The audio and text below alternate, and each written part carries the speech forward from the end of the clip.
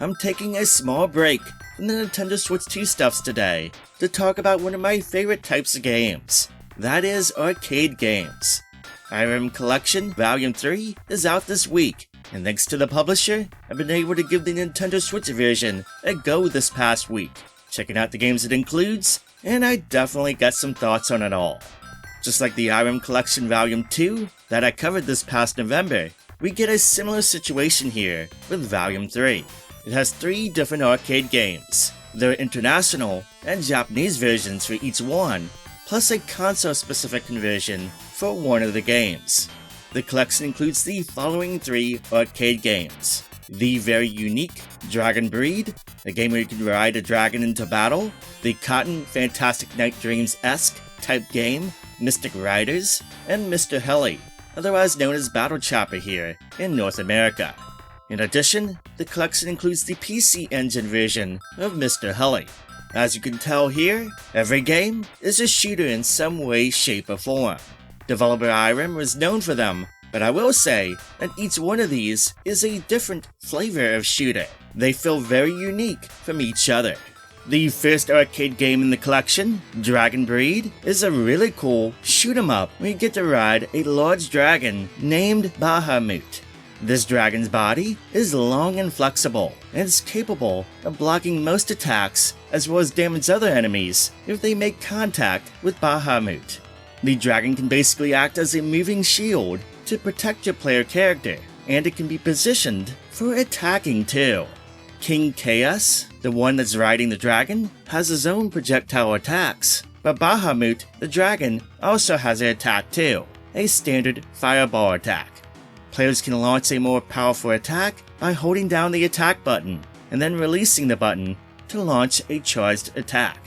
Additionally, power-ups can be obtained that can grant Bahamut one of 4 magical attacks, such as Lightning and Fire Breath, which can be used to further dispatch enemies. Collecting the same power-up 3 times will increase its attack power. Beyond all that, there's actually one more mechanic to speak of. At times, you can dismount the dragon and have King Chaos land on horizontal platforms. Often you'll want to do this to obtain a power-up, but note, it's pretty risky. Without the dragon, he's pretty open to an attack. One hit to King Chaos, and he will lose a life. So if you do hop off, be ready to hop back on when you're done with collecting whatever needs to be collected. I really like Dragon Breed because it shakes things up from the standard shoot-'em-up formula. You gotta master controlling the dragon and moving his body into position for attacking and defending, while also doing the standard shoot-'em-up stuff, like not having your character get hit and taking down all the enemies and bosses and all that. It's going to take some practice, but you'll get the swing of things, and I think the mechanics of this game makes for a fun time. There's some good bosses in this game, good levels that will challenge the use of the dragon, and the difficulty progression here throughout the stages feels just right. The second arcade game in the collection, Mystic Riders, reminds me of another similar shoot-'em-up, Cotton Fantastic Night Dreams, which actually came out about a year before this game did in the arcades. This game sports familiar mechanics, like a magic system that can be leveled up with gems, and additionally, you can charge a shot to release powerful magical attacks. The differences here is that there's only 2 magics to obtain, lightning and fire, and you can unleash as many charged magic shots as you can without any limits. Beyond that though, there is one mechanic that is very unique to this game. You can flip your broom to attack enemies in various directions. To do this, you need to move your character in the opposite direction of where you want the broom attack to go. So if you want the attack to go upwards, then you need to move your character down and then press the broom button at the same time. Want the attack to go to the left? Then you need to move right and then press the broom button to attack. Yeah, it's a bit confusing at first, but after a bit, you'll get used to it. The broom attack is pretty important too in later levels when the enemies and projectiles get super crazy, as well as during boss fights. You'll need to master it along with the magic attacks if you want to survive and reach the end. That all aside, it's a fairly fun shooter. It's got some good levels, some interesting mechanics with the broom attacks and magic, some creative bosses, and it also has 2-player co-op play, so you can have another person join in on the fun. That's always nice to see that as an option. The game itself is also a bit easier than other Irem shoot-'em-ups, which is a good thing actually, though some of the later levels will definitely eat those virtual quarters. Mr. Heli, known fully as Mr. Heli's Great Adventure, or otherwise known as Battle Chopper here in North America, is a game that has you playing as a helicopter-like creature named Mr. Heli, and as him, you'll need to shoot down enemies and take on bosses. Along the way, you can obtain crystals, which will grant you money, and you can use that to spend it on certain blocks that have dollar amounts attached to them to grant you power-ups, as well as refill your life energy. You can obtain these crystals from defeating bosses, but beyond that, you'll need to find most of these from breakable blocks. You can break these blocks with your shot attack. You can also break these by shooting upward with your secondary attack. If you're on the ground, Mr. Heli can walk left or right, as well as drop bombs with his secondary attack to break those breakable blocks that are on the ground.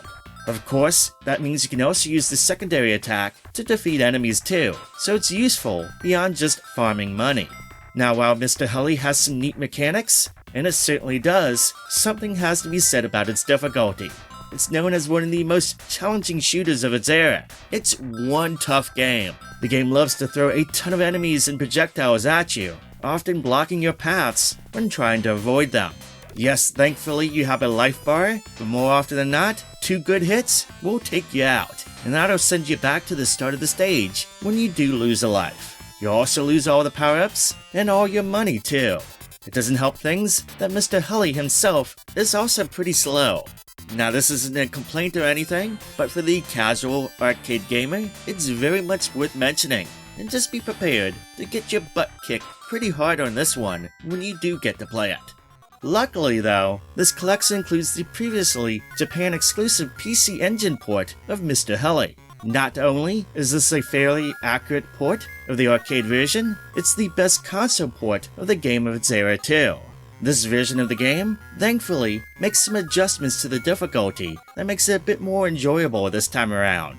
Enemies and projectiles have been toned down a bit, making it far easier to get around and survive at least a little bit longer on the normal version setting.